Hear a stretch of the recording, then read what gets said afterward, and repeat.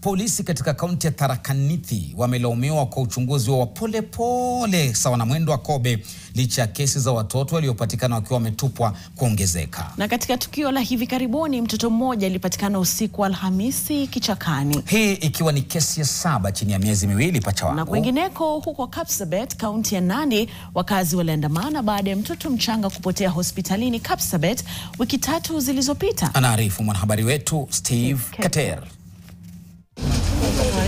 Katika hospitali ya rufaa ya Chuka, afisa mkuu wa huduma za watoto na jamii wa kaunti ya Tharaka Nithi Kelly Karimi amempakata mtoto mwingine aliyetupwa wiki moja tu baada ya malaika mwingine kupatikana akiwa ametelekezwa nje ya makao ya watoto ya Bonanza Children's Home. Mtu akipita tu akasikia mtoto akilia, ndiye akaweza kupigia chief, na chief akaweza kupigia OCS, na tukacoordinate vile ambavyo mtoto atakuja hospitalini.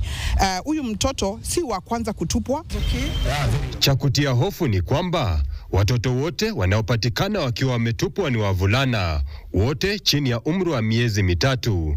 Kati ya 7, 2 tu ndio walipatikana wakiwa hai, 5 wakiwa wamefariki, wengine sehemu zao zingine za mwili zikiwa zimetoweka. Tukipata ambao wamekufa, wengine hata wamekatakatwa, wengine hata wametobolewa macho. Unashangaa mtu ambaye anaua mtoto kwa kitendo kama hiyo. Kwa hivyo tunajiuliza ni kitendo gani ambayo inaendelea katika kaunti yetu ya Tharaka Nithi. Sasa wakaazi na viongozi kutoka kaunti hiyo wanaitaka asasi za kiusalama kuwajibika na kuwatia mbaroni wanaohusika na matukio hayo ya kutisha. Wakati huo huo, katika kaunti ya Nandi, wakaazi waliandamana wakiitaka hospitali ya rufaa ya Kapsabet kutoa majibu yani wapi aliko mtoto wa siku 4 aliyeibiwa wiki 3 zilizopita, wakidai kwamba aliyetoweka na mtoto huyo alisaidiwa na baadhi ya wafanyikazi wa hapo.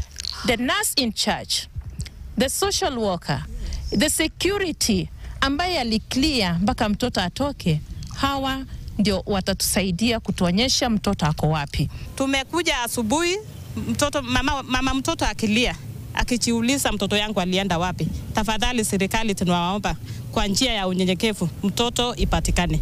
Polisi wamedhibitisha kuwa tayari watu 6 wametiwa mbaroni kuhusiana na kisa hicho, huku idara ya afya ya kaunti ya Nandi ikiahidi kushirikiana na maafisa wa usalama kikamilifu katika uchunguzi. Tumaini yetu ni kwamba hivi karibuni tutaweza kupata ni jinsi gani ambayo mtoto aliweza kupotea, na mwishowe tuweze kupata huyo mtoto. Steve Keter, NTV.